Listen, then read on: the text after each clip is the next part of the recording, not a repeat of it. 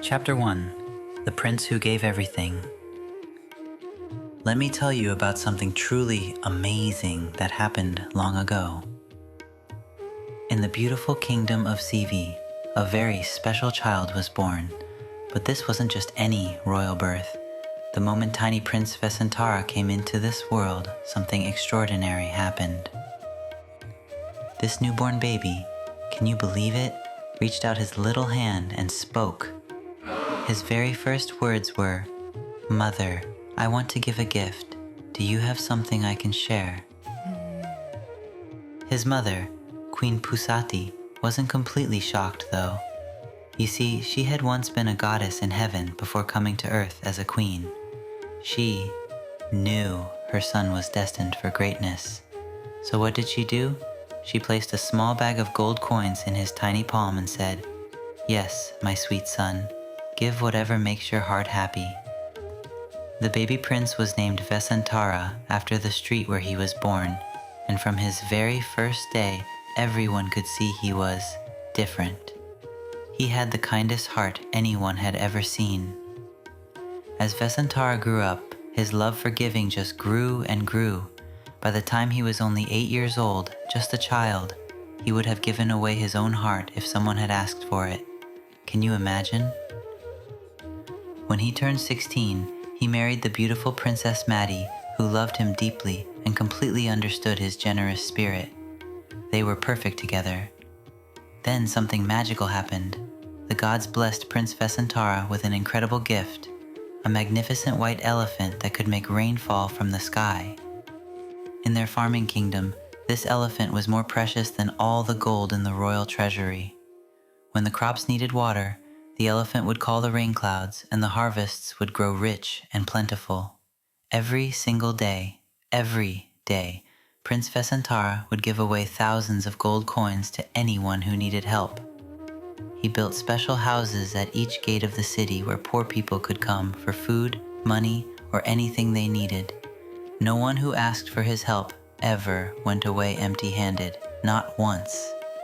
The people absolutely loved their generous prince. They would say, "Prince Vessantara's heart is as big as the sky itself. He never says no to anyone who needs help." And so the prince lived happily in his palace, surrounded by people who loved him, never knowing that his greatest test was coming very soon. A test that would show just how far his generous heart would go. Chapter 2. The Gift That Changed Everything. Far away from Sivi, 8 kingdoms were suffering terribly. For 3 years, not a drop of rain had fallen. Rivers dried up, crops died, and people were starving. In Kalinga, things were worst of all. The king's advisors met, their faces thin with worry. "We need help now," said the oldest, his voice barely audible from thirst. "Our people are dying." Then someone remembered.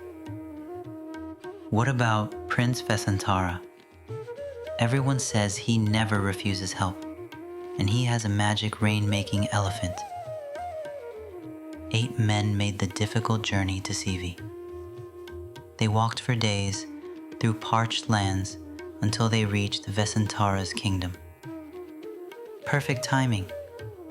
The prince was at the eastern gate giving gifts, seated on his magnificent white elephant, adorned with jewels and gold.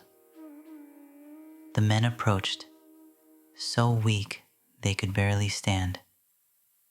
Their leader fell to his knees. "Great prince, we come from Kalinga. Our people are dying of thirst. Our children cry for water. Please, give us your rain-making elephant so our kingdom can survive." Prince Vessantara didn't hesitate for 1 second. He dismounted, took a golden bowl of water, and poured it over their hands, the traditional way of giving. "I give you this elephant with joy," he said warmly. "Take him, with all his decorations and trainers. May he bring life back to your kingdom." The men wept with gratitude, but as they led the elephant away, something troubling began to happen. The people of Sivi started whispering angrily, "He gave away our greatest treasure. How will we get rain now? This prince gives away too much." By sunset, whispers became shouts. By nightfall, angry crowds filled the streets, demanding action against their too generous prince. The gift meant to save one kingdom might now destroy another. Chapter 3. The People's Anger. All through the night, the news spread like wildfire. "Prince Vessantara gave away our magic elephant," people told each other. "What will happen when we need rain?" The farmers were terrified. "Without that elephant, our crops might die. How will we feed our children?" More people poured toward the palace like an angry river. They carried torches that made frightening shadows dance on the walls. Their voices grew louder as the crowd swelled. "The prince is too kind," some shouted. "He cares more about strangers than us," others yelled. "We need someone who puts his own people first." Even the wise advisors shook their heads. "The prince has a good heart, but maybe his giving has gone too far this time." Inside the palace, King Sanjaya, Vessantara's father, listened to the fury outside. The old king's heart felt like stone. He loved his son deeply, but he also had to think about everyone in the kingdom. The king called an emergency meeting. They talked all night while the angry crowd grew larger.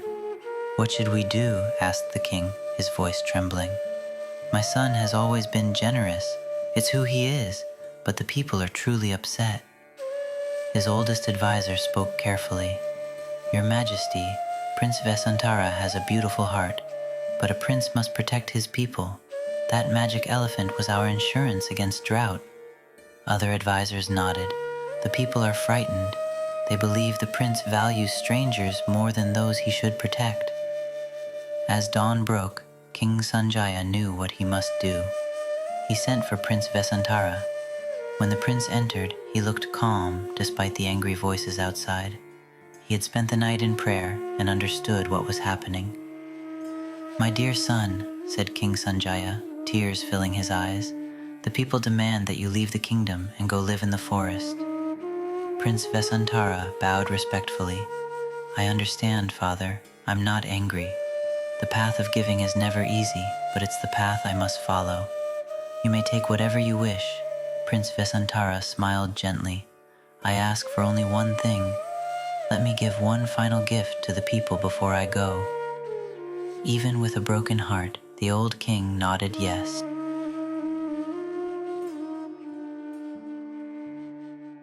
Chapter 4. The Last Day in the Palace.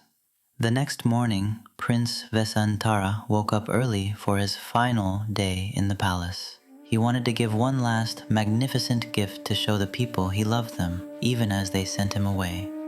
He called it the 700s because he gave away 700 of everything. 700 elephants, horses, chariots, on it went.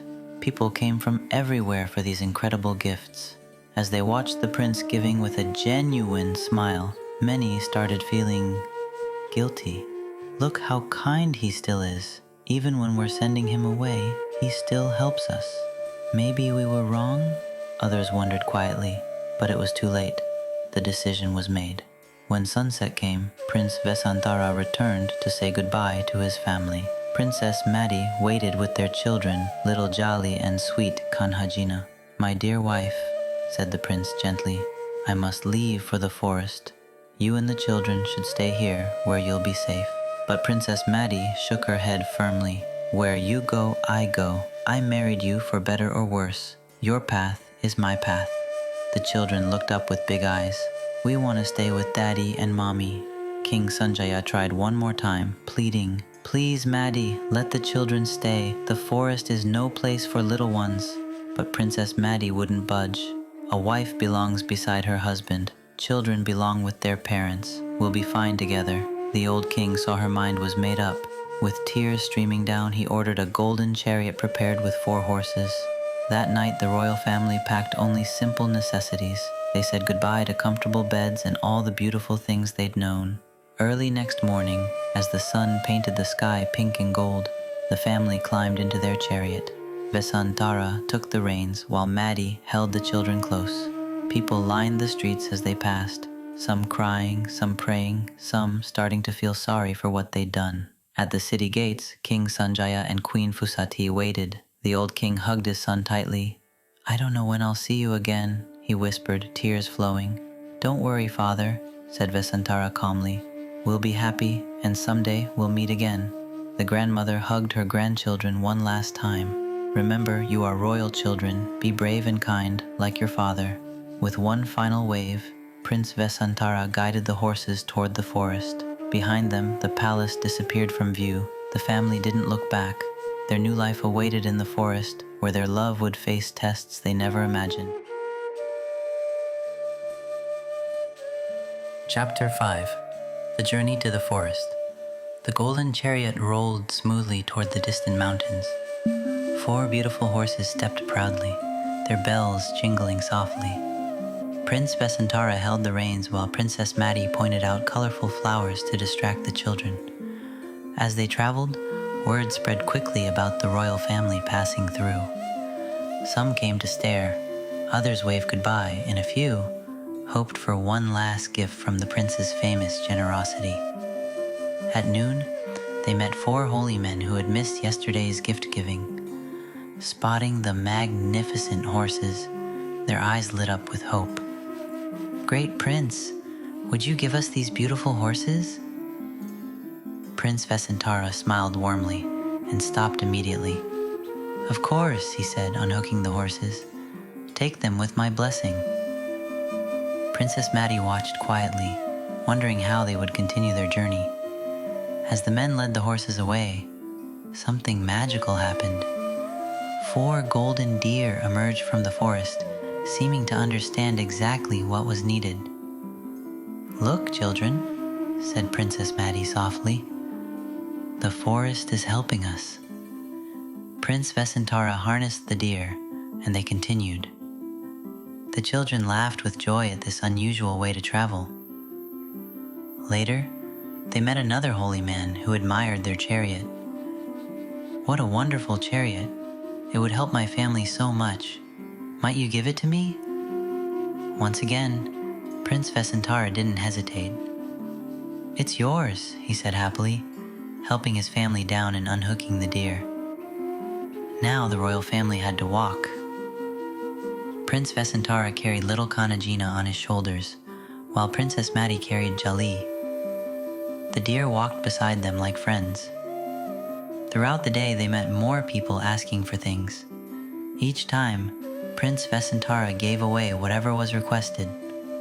Clothes, food, water jugs, even Princess Maddie's jewelry. By evening, they owned nothing but the clothes they wore. They made camp under a big tree. Despite having lost everything, the family felt strangely peaceful. "Are you scared?" Prince Vessantara asked his wife under the stars. Princess Maddie looked at their sleeping children, then smiled. "I'm not scared of being poor.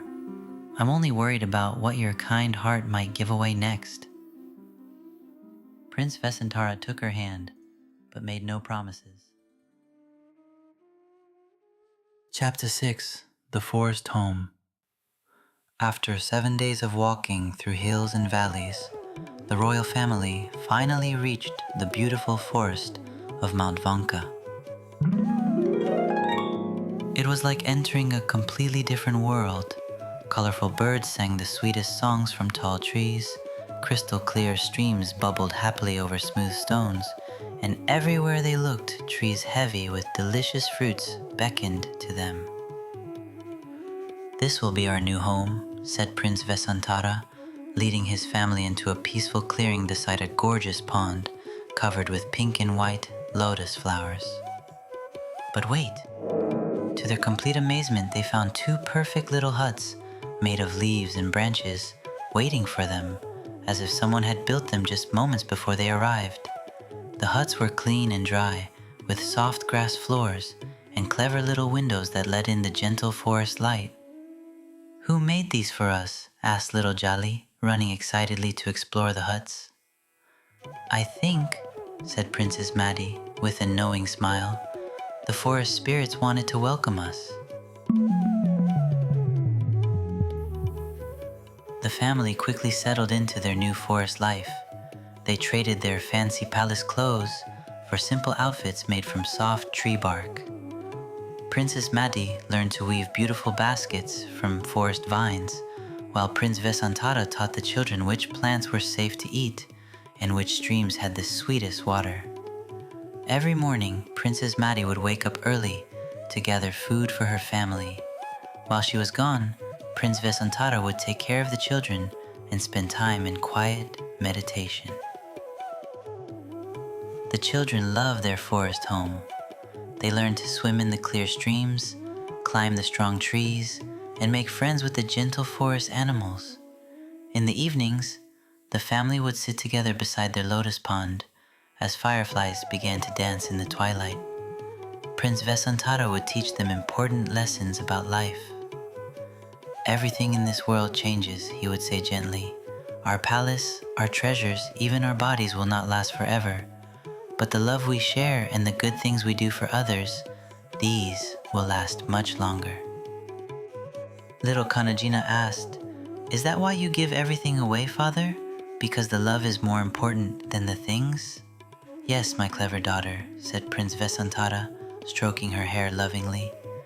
"When we give with an open heart, we become happier, not poorer." Months passed peacefully in their forest home. They had no gold, no palace, no servants, but they had something much more precious. They had each other and the deep, true happiness that comes from living simply and giving freely.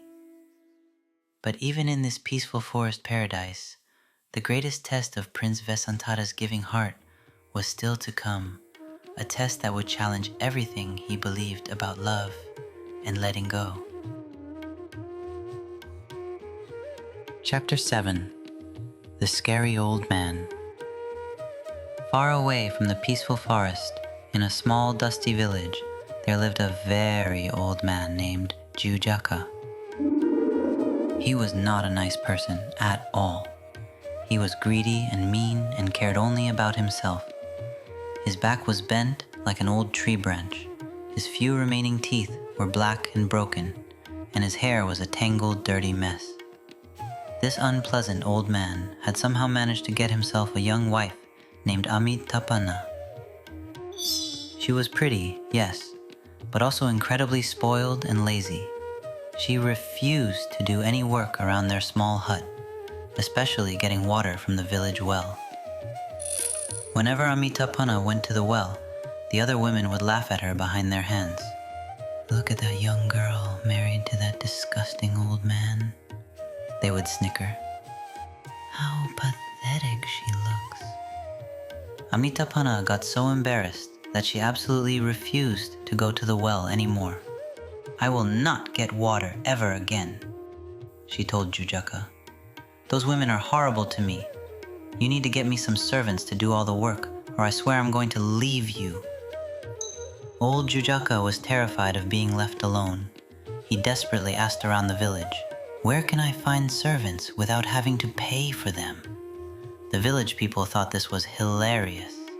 They decided to play a cruel trick on him. "Oh, that's easy," they said with mischievous smiles. "Haven't you heard of Prince Vessantara? He lives in the forest now, and everyone knows he gives away anything that people ask for. Just go ask him for some servants." Jataka thought they were serious. His greedy little mind started working overtime. "Prince Vessantara has children. If I ask for his children as servants, my wife will be happy and stay with me." So the mean old man prepared for a long journey to the forest. It took him many days of difficult travel, but he finally reached the edge of the forest where Prince Vessantara lived. He hid behind some thick bushes and watched the family's daily routine. He noticed that every morning, Princess Maddie would leave to gather food. This was perfect for his evil plan. He would wait until she was gone, then ask the prince for the children when there was no mother around to say no. The old man's appearance was truly frightening. His skin was spotted and wrinkled, his few teeth were yellow and rotten, and his dirty clothes gave off a terrible smell. He carried a crooked walking stick and had small, mean eyes that darted around constantly. He waited patiently until he saw Princess Maddie walk away into the forest with her basket. Then, with his heart beating fast with greedy anticipation, the scary old man stepped out of his hiding place and walked toward the unsuspecting family. Chapter 8. The Hardest Gift. After Prince Vessantara welcomed the old man and gave him water and some fruit, Jataka sat quietly for a while, pretending to rest, but his mean little eyes were carefully watching the two beautiful children playing nearby. Finally, Jataka cleared his throat with a horrible scratchy sound and spoke. "Great Prince, I have heard amazing stories about your incredible generosity. People everywhere say you never refuse anyone who asks for help." Prince Vessantara nodded kindly. "That's true, holy sir. I try my best to help anyone in need." Jataka's eyes gleamed with greed. "Well then, I want you to give me your children as my servants." The words hit Prince Vessantara like a bolt of lightning. Of all the things anyone had ever asked him for, this was by far the most difficult. These were his precious children, the little ones he loved more than his own life. "Holy sir," said the prince, his voice trembling slightly, "these children have a mother who loves them deeply. She will return soon. Please, wait until tomorrow." But Jataka was firm. "No, the woman will never allow you to give away your children. If you are truly generous, you will give them to me right now." The children's eyes grew wide with fear. They started crying and grabbed onto their father's arms desperately. "No, father, please," they cried. "We don't want to go with the scary man." Prince Vessantara felt like his heart was being torn right out of his chest. But with shaking hands, he picked up a golden water vessel and poured the water over Jataka's dirty hands, the ancient sign of giving a gift. Jataka didn't waste a moment. He tied the children's hands together with vines and hit them when they tried to run back. As he dragged the sobbing children away, they called back through their tears, "Tell mother we love her. Father, please, come find us." Prince Vessantara sat very still, tears pouring down his face like rain. The whole forest seemed to hold its breath in witness to this ultimate sacrifice. Chapter 9. A Mother's Broken Heart. As the day went on, Princess Maddie felt more and more uneasy while gathering food in the forest. Strange things kept happening that made her heart beat faster with worry. A mother deer and her two fawns ran across her path 3 times, looking frightened. All the birds started making mournful crying sounds. Even the wind seemed to be whispering warnings. "Something is wrong at home," she said to herself. "I need to get back right away." When she finally reached their clearing, she called out cheerfully, "Jali, Kanajina, mother is home." But no little voices answered her call. Princess Maddie dropped her basket and ran to the huts. She found Prince Vessantara sitting alone, his face wet with tears. "Where are our children?" she asked, her voice high with fear. Prince Vessantara couldn't speak. He just sat there staring at the ground. She began running wildly around the clearing, searching everywhere, calling their names until her voice grew hoarse. Finally, Prince Vessantara looked up with the saddest eyes she had ever seen. "I gave them away," he whispered. "An old holy man came asking for servants. I gave him our children." Princess Maddie let out a cry of pain so loud that all the forest animals heard it. "How could you?" she sobbed, falling to her knees. She jumped up and ran into the forest, following tiny footprints and torn cloth. All night long she searched, but the trail grew cold. As the sun rose, Princess Maddie stumbled back, completely exhausted. She fell at Prince Vessantara's feet and whispered, "Promise me they'll be safe. Promise me we'll see them again." Prince Vessantara held his wife gently, but he couldn't make any promises. All he could do was hope that somewhere their children were safe and that someday their family would be together again.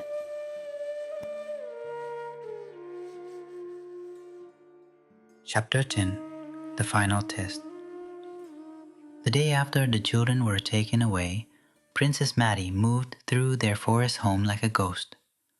Prince Vessantara sat quietly, his heart empty, but still believing his path of perfect giving would lead to something good. As the sun began to set, they heard footsteps approaching. A tall, impressive-looking holy man walked toward them. "Greetings," he said in a pleasant voice. "I am traveling through this forest and need a place to rest. May I stay with you?" Even in their sadness, they welcomed the stranger warmly, offering him water and fruits. But this was no ordinary visitor. This was Saka, king of all the gods in heaven, wearing a clever disguise to give the prince one final test. After accepting their hospitality, the visitor looked directly at Prince Vessantara. "I've heard about your generosity. People say you give away anything asked of you. I need a servant for my travels. I want you to give me your wife, Princess Maddie." The words hit Prince Vessantara like a punch. First his children, now his beloved wife? Princess Maddie looked at her husband with understanding. "I have lost my children," she said softly. "If losing me is part of your journey, I won't stand in your way." With shaking hands, Prince Vessantara picked up his water bowl. Tears poured down his face as he lifted it toward the visitor. "I give you my wife," he whispered, his voice breaking. "She is the last treasure I have." But the moment the water touched the visitor's hands, something magical happened. The holy man began to shimmer and glow with golden light. "Prince Vessantara," he said, his voice like heavenly music, "I am Saka, king of the gods. Your generosity is perfect and complete. I return your wife to you," said Saka with a kind smile. "This was only a test, and your children are safe. They will be returned to you soon. Everything you have given away will come back, but now you will appreciate it in a completely new way." As the god disappeared in a shower of golden light, Prince Vessantara and Princess Maddie held each other close, their hearts full of hope for the first time since their children had been taken away. Chapter 11. Divine Intervention. After Saka disappeared in that shower of golden light, the forest around Prince Vessantara and Princess Maddie seemed transformed. For the first time in days, they slept deeply, dreaming of their children. But while they slept, amazing things were happening. The gods were ensuring Prince Vessantara's children were protected. Far away, mean old Jataka was dragging the poor children along rough paths, but invisible forest spirits sent by Saka followed them. When Jataka slept, these spirits would take the form of the children's parents, bringing comfort and food. During the day, the spirits made sure Jataka took wrong turns. Instead of heading to his village, he found himself walking toward the kingdom of Sivi. After many days, Jataka finally emerged near the capital city gates. People noticed the noble-looking children immediately. Word spread quickly and reached King Sanjaya. The king hurried to the gates. The moment he saw Jali and Kanhajina, he knew who they were. "My grandchildren," he cried, tears of joy streaming down his face. Jataka held onto them tightly. "These are my servants. Prince Vessantara gave them to me." King Sanjaya asked, "How much money do you want for them?" When Jataka named his price, The king paid it without hesitation. The children ran into their grandfather's arms, crying with happiness. That night, Jataka ate so much rich food that he died. King Sanjaya declared, "The people were wrong to send your father away. It's time for our family to be together again." The next morning, he organized a grand procession to the forest. Back in the forest, Prince Vessantara and Princess Maddie woke to the sound of distant music. Saka appeared one more time, glowing in the morning light. "Get ready," he smiled. "Your time of testing is over. The people you love most are coming to bring you home."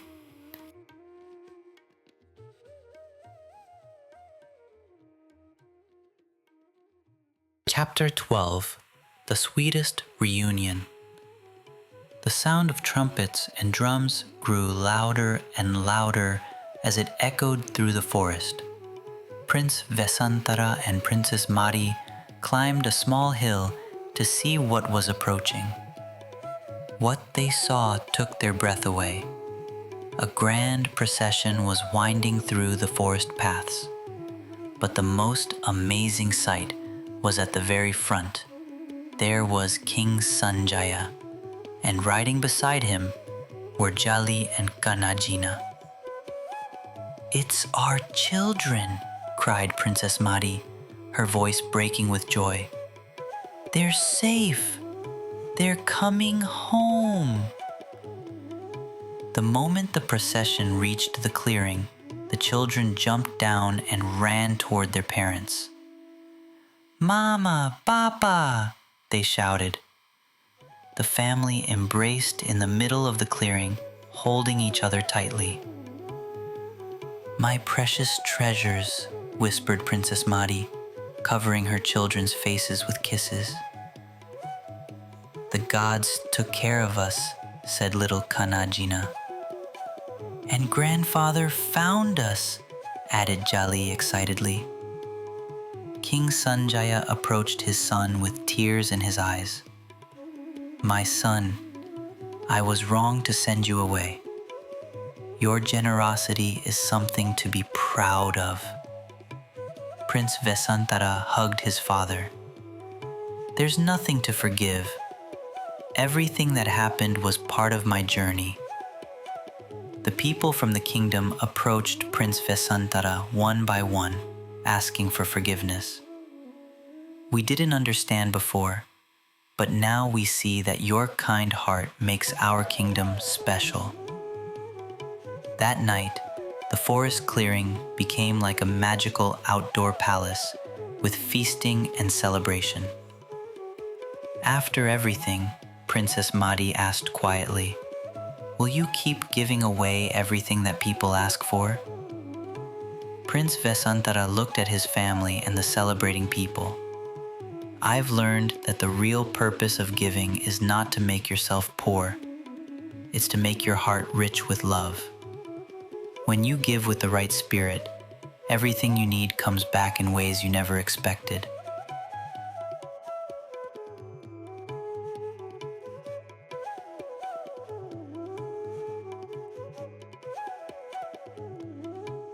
Chapter 13. Coming Home. The next morning, the whole group began the happy journey back to the kingdom of Sivi. What had once been a sad trip into exile was now a triumphant parade home. But as they got closer to the city, something truly magical happened. Standing at the city gates was the beautiful white elephant, the very same one that Prince Vessantara had given away long ago. "Look!" shouted little Jali, pointing excitedly. "It's the magic elephant! It came back!" When the people of Sivi saw their prince returning with the magic elephant beside him, they cheered so loudly that birds flew up from all the trees around the city. Prince Vessantara is home, they shouted. The Rainmaker has returned. At the palace, King Sanjaya had decided it was time to make his son the new king. As the royal priest poured blessed water over Prince Vessantara's head, something wonderful happened. Even though the sky had been clear, gentle rain began to fall all across the kingdom. The Rainmaker is truly back, people whispered in amazement. With the golden crown on his head, King Vessantara spoke. I promise to be a king who serves you with love. A kingdom grows strong not by keeping everything for itself, but by sharing what it has with wisdom and care. And he kept his promise. King Vessantara's rule became famous for being fair and kind. Princess Madi became a wise queen, and their children grew into compassionate leaders. When King Vessantara was very old, he passed away peacefully, surrounded by his family. The wise teachers say his spirit was reborn as the Buddha, who would teach all people how to find happiness and peace. And so ends the story of Prince Vessantara, whose perfect generosity showed the world that when we give with love, we receive far more than we could ever give away.